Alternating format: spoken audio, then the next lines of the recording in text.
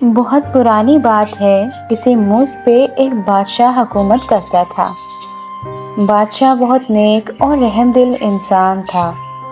وہ ہمیشہ غریبوں کی مدد کرتا اور بھوکوں کو خود جا کر کھانا کھلایا کرتا تھا۔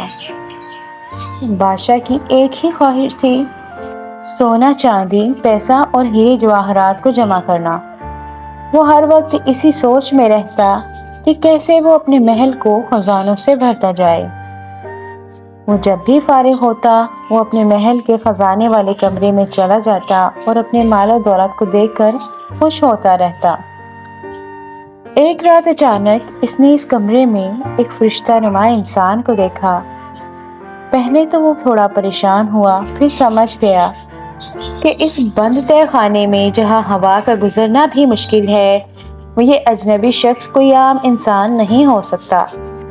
اجنبی شخص نے بادشاہ سے کہا، آپ کو خزانہ اتنا پسند ہے، آخر آپ کیا چاہتے ہیں؟ بادشاہ نے فوراً کہا کہ میں چاہتا ہوں کہ جس چیز کو میں ہاتھ لگاؤں وہ سونے کی بن جائے۔ اجنبی شخص مسکرایا اور کہا کہ آپ کی یہ خواہش کل صبح سورج کی پہلی کرن نکلتے ہی پوری ہو جائے گی۔ بادشاہ ساری رات سورج نکلنے کا انتظار کرتا رہا۔ صبح ہوتے ہی بادشاہ اپنے باغ میں چلا گیا۔ جیسے ہی اس نے پھولوں کو ہاتھ لگایا، ایک کے بعد ایک تمام پھول سونے کے بنتے گئے۔ بادشاہ کی خوشی کی کوئی انتہا نہ رہی۔ بادشاہ اپنے ناشتے کے ٹیبل پر پہنچا، جہاں مزے مزے کے گرما گرم کھانے موجود تھے۔ اس نے ایک کپ کو ہاتھ لگایا جو سونے میں تبدیل ہو گیا۔ بادشاہ خوش تھا۔ جیسے ہی بادشاہ نے کپ میں چائے ڈالی تو چائے بھی سونے کی بن گئی۔ وہاں موجود سبھی لوگ حیران تھے یہ تمام ماجرا دیکھ کر۔ اب بادشاہ بھی پریشان تھا کہ وہ کھانا نہیں کھا سکے گا۔ اتنے میں شہزادی آئی اور بتانے لگی کہ باغ کے سبھی پھول سونے کے بن چکے ہیں اور ان میں سے خوشبو بھی غائب ہے۔ بادشاہ نے پیار سے اپنی بیٹی کے سر پہ ہاتھ رکھا، بس شہزادی بھی سونے کی بن گئی۔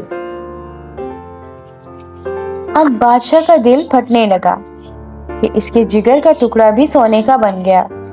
وہ اپنی پیاری شہزادی کو ایک مجسمے کی صورت میں نہیں دیکھ سکتا تھا۔ بادشاہ کو اپنی غلطی کا احساس ہونے لگا۔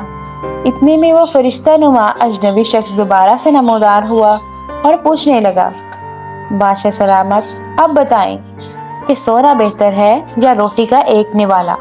بادشاہ کے دل پر جیسے بجلیاں سی گرنے لگیں۔ وہ بے اختیار رونے لگا اور بولا، میں شرمندہ ہوں۔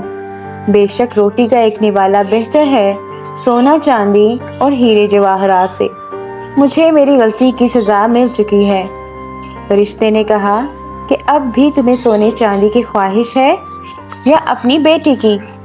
بادشاہ نے کہا، مجھے میری بیٹی چاہیے۔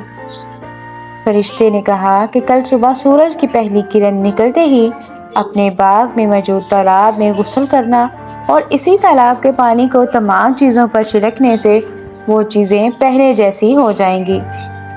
اگلی صبح بادشاہ اپنے باغ میں پہنچا، اپنے تالاب کے پانی میں غسل کیا اور وہی پانی تمام چیزوں کے اوپر چھڑکایا گیا، جس سے ساری چیزیں اپنی اصلی حالت میں واپس آتی گئیں۔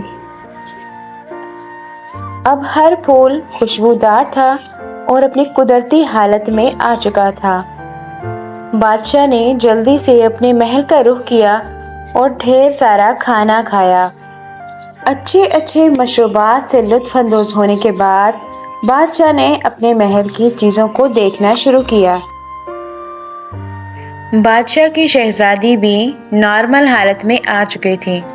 اب بادشاہ اپنی شہزادی کے ساتھ بہت خوش تھا اور اپنی احمقانہ غلطی پر شرمندہ بھی۔ اب سونا چاندی اور ہیرے جواہرات جمع کرنے کی خواہش بادشاہ کے دل سے ختم ہو چکی تھی۔ بادشاہ نے قدرت کے رنگوں کو دیکھ کر خدا کا شکر ادا کیا، غریبوں کے لیے کھانے کا انتظام کیا اور شہزادی کے ٹھیک ہو جانے کی وجہ سے کافی دن تک محل میں جشن جاری رہا۔ اب بادشاہ اپنی بیٹی کے ساتھ بہت خوش تھا۔ پیارے بچوں، ہمیں ہر حالت میں خوش رہنا چاہیے اور قدرت نے ہمیں جو کچھ نواز رکھا ہے اس کا شکر ادا کرنا چاہیے۔ اس کہانی سے آپ نے کیا سیکھا؟ کمنٹ باکس میں ایک پیارا سا کمنٹ کر کے ضرور بتائیں۔